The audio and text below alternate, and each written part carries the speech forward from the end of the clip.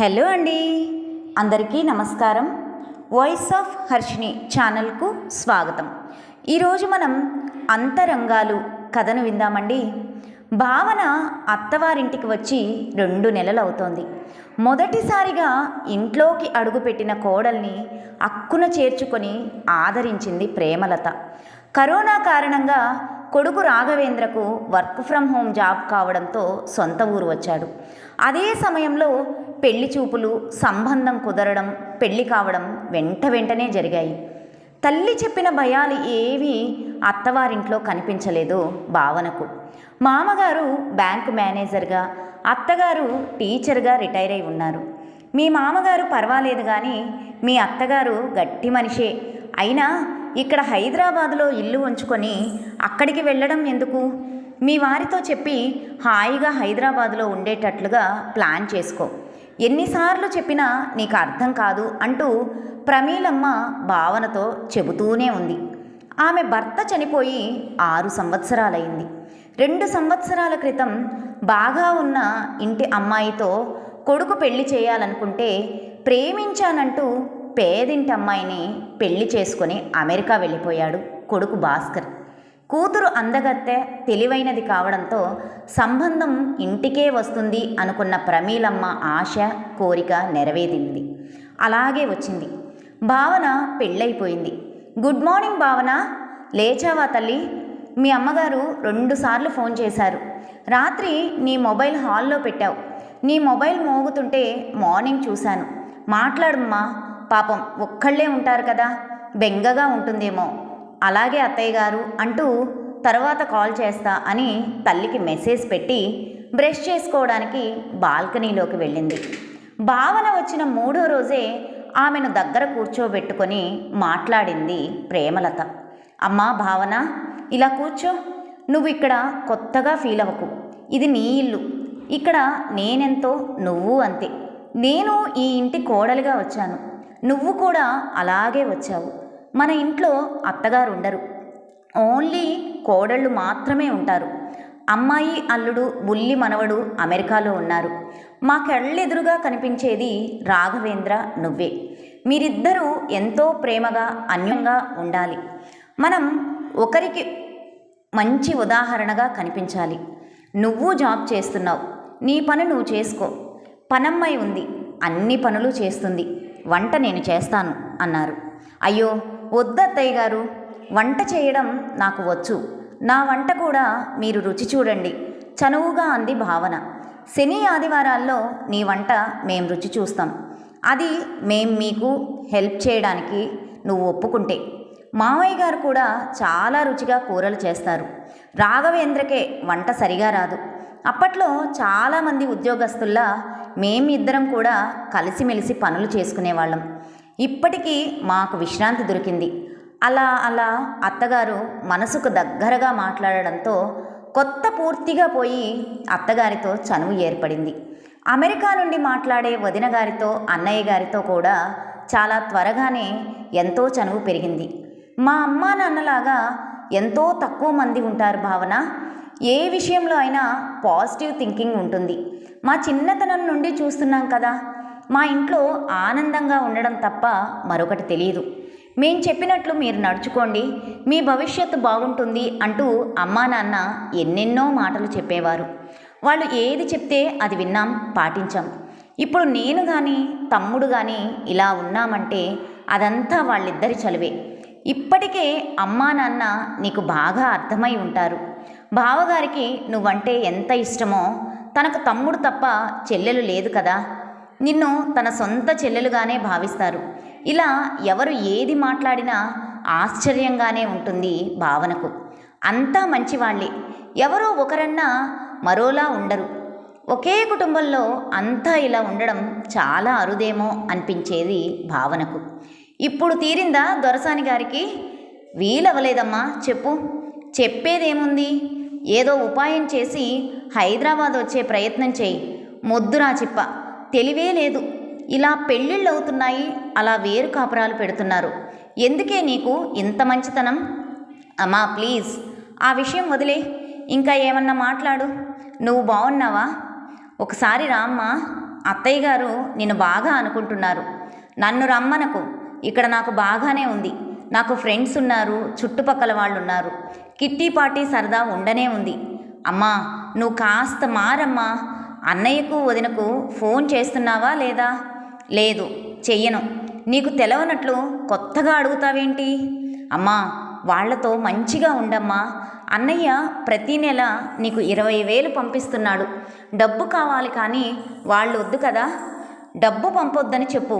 మీ నాన్న పెన్షను 10,000 వస్తుంది, అది చాలు నాకు. సొంత ఇల్లుంది. నేను నెలకింత పంపమని బిచ్చం కోరలేదే, వాడే పంపిస్తున్నాడు అన్నది. అబ్బబ్బా ఎందుకమ్మా ఎప్పుడూ ఇలా ఆలోచిస్తూ ఏదేదో మాట్లాడతావు? అన్నయ్య వాళ్ళను ఇండియా రమ్మని పిలువమ్మా. ఎన్నాళ్ళు వాళ్లపై నీకు కోపం? వాడు ఎంత గొప్ప సంబంధం వదులుకున్నాడు. ప్రేమ ప్రేమ అంటూ అది వాడిని బుట్టలో వేసింది. వాళ్ళ గురించి నాకు చెప్పకు. నీకు వాళ్లతో కనెక్షన్ ఉందిగా, నాకు డబ్బు పంపొద్దని చెప్పు. అమ్మా ఇలా ఏవో లింకులు పెట్టి మాట్లాడకు. నువ్వు వాళ్ళని వదులుకున్నావు, నేను నీలా వదులుకోలేను. మీ అత్తగారు మొన్న నాకు ఫోన్ చేసింది. మీ అన్నయ్య వదినతో వాళ్ళు మాట్లాడుతున్నారట కదా. వాళ్ళను ఒకటే పొగిడింది. చాలా చిరాకు అనిపించింది. మన ఇంటి భాగవతం వాళ్లకు చెప్పు. ఇందులో దాచేదేముంది? అమ్మా నేను మళ్ళీ మాట్లాడతాను. సర్లే, మీ నాన్నగారిలా అతి మంచితనానికి పోకు అంటూ కాల్ కట్ చేసిన తల్లి గురించి ఎలా ఆలోచించాలో అర్థం కాకుండా అయింది భావనకు. రేపు మనం మీ ఇంటికి వెళ్తున్నాం. శనివారం సాయంత్రం వంటలో సహాయపడుతూ అత్తగారు అనేసరికి భయపడుతూ చూసింది భావన. మావయ్య గారు రాఘవేంద్ర వెళ్దామని అంటున్నారు. నాకు కూడా వెళ్తేనే బాగా అనిపిస్తుంది. ఒకసారి నువ్వు కూడా అమ్మని చూసినట్లుంటుంది. వీలైతే అమ్మని మనతో రమ్మందాం. కొన్ని రోజులు సరదాగా కలిసుందాం. అత్తగారికి ఏం చెప్పాలో తోచలేదు భావనకు. కాసేపటి తర్వాత తల్లికి ఫోన్ చేసి విషయం చెప్పింది. ఒక్కరోజేగా ఉండేది, వంటమ్మ గారిని పిలిచి వంట చేయిస్తాలే. నువ్వు 10 రోజులన్నా ఉంటావా? ఇప్పుడు కాదు, ఇంకోసారి వచ్చినప్పుడు ఉంటాను. అమ్మా ఇలా అంటున్నానని మరోలా అనుకోకు. వాళ్లతో మంచిగా మాట్లాడు. ఇదిగో ఇలాంటి మాటలే నాకు నచ్చవు. నీకు మీ నాన్నకు మీ అన్నయ్యకు ఎప్పుడూ బయట వాళ్లే నచ్చుతారు. సరే ఉంటా. తల్లి కాల్ కట్ చేసరికి చాలా బాధగా అనిపించింది భావనకు. తల్లి మర్యాదలు చేయడం చూసి విస్తుపోయింది భావన. ఆ సాయంత్రం దాకా సంతోషంగానే గడిచింది. బయలుదేరే ముందు నలుగురికి బట్టలు పెట్టి ఏమైనా కొనుక్కోమని అల్లుడు బిడ్డకు 10,000 ఇచ్చింది. భావన తల్లిని దగ్గరకు తీసుకొని దుఃఖపడింది. ప్రమీలమ్మ కూడా కళ్ళనీళ్లు పెట్టుకుంది. మీరు మా ఇంటికి వస్తుండండి, మేము కూడా ఇక్కడికి వస్తుంటాం. నేను మిమ్మల్ని చాలాసార్లు రమ్మన్నాను, మీరు రాలేదు. మీరు చాలా మొహమాటస్తులు అని భావన చెప్పింది. కొడుకు కోడలు దూరంగా ఉన్నారు. అమ్మాయిని మీరు అప్పుడప్పుడు కలుస్తూ ఉంటే అబ్బాయి కోడలు దూరంగా ఉన్నారన్న ఫీలింగ్ మీకు రాదు అంటూ అత్తగారు ఏదో చెప్తుంటే నువ్వేం మాట్లాడకు అన్నట్లు తల్లికి సైగ చేసింది భావన. ఆ తర్వాత నలుగురు బయలుదేరారు. అమ్మ ఎందుకో బాధపడుతుంది కదా. కొద్ది దూరం వచ్చిన తర్వాత అడిగింది ప్రేమలత. అదేం లేదు అత్తయ్య గారు, చాలామంది ఇళ్లల్లో లాగా మన ఇంట్లో ఎలాంటి రూల్స్ ఉండవు. శని ఆదివారాల్లో మీ ఇద్దరూ అమ్మని చూడటానికి వస్తుండండి. రాఘవేంద్ర వింటున్నావా? అలాగే అమ్మా, నేను మాట్లాడుతున్నప్పుడు కూడా చాలాసార్లు చెప్పాను. ఏంటో అత్తయ్య గారు అస్సలు అర్థం కారని అలా వదిలేస్తామారా? తెలుసుకోవాలి. నీకు మేమెంతో, కోడలికి వాళ్ళమ్మ అంతే కదా. అమ్మా భావన, మా ఇంట్లో నీకు ఇంకా కొత్త పోలేదు. నీకు ఏది కావాలన్నా అడుగమ్మా, మేమంతా మీ వాళ్ళమే. మామగారు అంటుంటే భావన కళ్ళల్లో నీళ్లు నిలిచాయి. తర్వాత డిఫరెంట్ టాపిక్స్ ముగ్గురు మాట్లాడుతుంటే మధ్య మధ్యలో మాటలు కలిపింది భావన. 3 వారాలు గడిచాయి. ఆ రోజు శుక్రవారం. అత్తగారు మామగారు ఏమైనా అనుకుంటారని రాత్రి డిన్నర్ సమయంలో తల్లిని చూడడానికి వెళ్తానని అన్నది భావన. ముగ్గురూ సంతోషపడ్డారు. ఆ విషయం తల్లికి చెప్పింది. పొద్దున్నే బయలుదేరే సమయంలో తల్లి ఫోన్ చేసేసరికి కంగారు పడింది భావన. అమ్మా ఏంటి ఫోన్ చేశావు అంటూ అడిగిందో లేదో తల్లి బావురుమంది. మన ఇంట్లో దొంగలు పడి బంగారం డబ్బు దోచుకుపోయారు. మొత్తం పోయిందే తల్లి. ఇంకో ఇంట్లో కూడా పడ్డారట. పక్కింటి చలపతి గారు మాత్రం పోలీసులకు సమాచారం ఇచ్చారు. అంతా గోలగోలగా ఉంది. ఎలాగూ మీరు బయలుదేరుతున్నారు కదా, మీతో పాటు మీ అత్తగారిని మామగారిని తీసుకురండి, సహాయంగా ఉంటారు. వాళ్లతో నేను మాట్లాడనా? ఆదుర్దాగా అంది ప్రమీలమ్మ. వద్దులే, నేను చెప్తాను అంటూ కాల్ కట్ చేసి విషయం ముగ్గురికి చెప్పింది. కాసేపట్లో కారులో నలుగురు బయలుదేరారు. ఇంటి ముందు కారు ఆగడమే ఆలస్యం. కనపడని తల్లి అప్పుడే కనిపించేసరికి చిన్న పాప పరిగెత్తుకొచ్చినట్లుగా ప్రమీలమ్మ పరిగెత్తుకుంటూ వచ్చి కూతుర్ని వాటేసుకొని వెక్కి వెక్కి ఏడ్చింది. దొంగ లోపలికి ఎలా వచ్చాడో తెలియలేదని, గొంతు మీద కత్తి పెట్టి బెదిరించి దోచుకున్నాడని చెప్పింది. చలపతి వచ్చి ప్రసాదరావు రాఘవేంద్రలతో మాట్లాడాడు. పోలీసులు దొంగను పట్టుకుంటామని చెప్పారని, అన్నీ తాము చూసుకుంటానని, ఏదైనా అవసరం పడితే ఫోన్ చేస్తానని చెప్పాడు. ఆదివారం సాయంత్రం నలుగురితో పాటు ప్రమీలమ్మ కూడా బయలుదేరక తప్పలేదు. ప్రేమలత, ప్రసాదరావు ఆమెతో మాట్లాడి ఒప్పించారు. వారం రోజులు గడిచాయి. కూతురు చాలా సంతోషంగా కనిపించడం, మిగతా ముగ్గురు చూపించే ప్రేమ ఆప్యాయతకి విస్తుపోసాగింది ప్రమీలమ్మ. అక్కడ ఇరుగు పొరుగు చేరి ఒకరి మీద ఒకరు చాడీలు చెప్పుకోవడం, ఏవో గొడవలు పెట్టుకోవడం, కిట్టి పార్టీలలో భేషజాలతో అంతగా మనశ్శాంతి లేకపోవడం, ఎవరో ఒకరు తన తప్పేదో ఉన్నట్లు నిలదీయడం, ఇక జీవితం అంతా ఇంతేనా అని అనుకుంటున్న సమయంలో ఏదో కొత్త ప్రపంచంలోకి వచ్చినట్లు అనిపించింది. విశాలమైన 3 బెడ్రూమ్లు, పెద్ద హాలు, కిచెను, 3 వైపులా బాల్కనీలు, చక్కటి గాలి వెలుతురు, అందమైన ఫ్లాట్. ఎప్పుడూ ఇంట్లో సరదా సందడి. ఆ రాత్రి బాల్కనీలో కూర్చున్నప్పుడు ప్రేమలతను అడిగింది ప్రమీలమ్మ, హైదరాబాద్లో ఫ్లాట్ అద్దెకిచ్చారా? ఇవ్వలేదు. కరోనా ఉన్న ఈ 2 సంవత్సరాల్లో అక్కడ కొన్ని నెలలు, ఇక్కడ కొన్ని నెలలు ఉన్నాం. మళ్ళీ ఆఫీసులకు రమ్మంటున్నారు కదా, పిల్లలు వెళ్లాల్సి వస్తుందేమో. చలపతి గారు ఫోన్ చేశారా? లేదండి, ఏదో ప్రయత్నాలు చేయడమే కానీ పోయినవి అంత త్వరగా దొరుకుతాయా? బంగారం డబ్బు 10 లక్షలకు పైగా పోగొట్టుకున్నాను. నిద్ర పట్టడం లేదు. మా వారు చిట్టీలు వేసి నగలు చేయించారు. భాస్కరం నెల నెలా పంపే డబ్బు ఇంట్లోనే దాచుకున్నాను. మీరు బ్యాంక్లో వేసుకుంటే బాగుండేది. ఇలా పోవాల్సిన రాత ఉంటే అంత మంచి ఆలోచన రాదు కదా.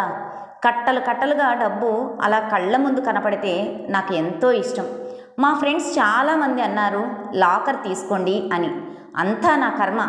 ఏంటో వదిన గారు, ఎప్పుడూ ఏదో ఒక చిరాకు నాకు ఉండాల్సిందే. భాస్కర్కు ఎంత గొప్ప సంబంధం చూశానో, ఏదో పెళ్లిలో ఆ పిల్లను చూసి ప్రేమించాడట. మనవాళ్లే అనుకోండి. నా మాట కాదని వాడు అలా చేస్తే నాకెంత బాధగా ఉంటుంది చెప్పండి. నిజమే, నేను కాదనను. కానీ అన్నీ మనకు అనుకూలంగా జరగాలని లేదు కదా. మా అబ్బాయికి ఎమ్మెల్యే వాళ్ళ అమ్మాయిని ఇస్తామని ఎన్నిసార్లు మమ్మల్ని అడిగారు. ఆ అమ్మాయికి ఇలాగే సాఫ్ట్వేర్ ఉద్యోగం, చాలా ఆస్తి ఉంది, ఒక్కతే కూతురు. నిజానికి వాళ్లతో మేము ఎక్కడా సరితూగం. మా ఫ్యామిలీ నచ్చి అమ్మాయిని ఇస్తామన్నారు. మా స్థాయికి తగ్గవాళ్ళు మాకు చాలనుకున్నాం. నేను చెప్పేది ఏంటంటే, విషయాలను కాస్త ఈజీగా తీసుకోవడం నేర్చుకోవాలి. నిజం చెప్పండి, మన పిల్లలు మనకు కాకుండా పోతారా? మీరు దూరం పెట్టిన కొడుకు మీద మీకు ప్రేమ లేదా? మనసు గుంజడం లేదా? బాగా ఆస్తి డబ్బు ఉన్న సంబంధం మీరు చూశారు. అతను తన ప్రేమకు ప్రాధాన్యం ఇచ్చాడు. ఇందులో తప్పెందుకు చూశారు మీరు? ముందు ముందు వాళ్ళు ఇలా చాలా సంపాదించుకోగలరు. వాళ్ళ ఆనందమే కదా మన ఆనందం. మీరు వాళ్ళను దూరం చేయకండి. ఆ తర్వాత ఇద్దరి మధ్య కాసేపు చర్చ జరిగింది. మొబైల్ చూస్తున్న అత్తగారికి పాద నమస్కారం చేసింది భావన. అయ్యో ఏంటి తల్లి అంటూ నవ్వుతూ భావనను లేపి పక్కన కూర్చోబెట్టుకుంది ప్రేమలత. మీకు చాలా చాలా థ్యాంక్స్ అత్తయ్య గారు. రాత్రి అన్నయ్య మాట్లాడాడు. అమ్మ ఫోన్ చేసి వాళ్ళను రమ్మన్నదట. వదినతో కూడా మాట్లాడిందట. అన్నయ్య అమ్మను పోగొట్టుకున్న ఆభరణాలు అన్నీ చేయిస్తానని చెప్పాడు.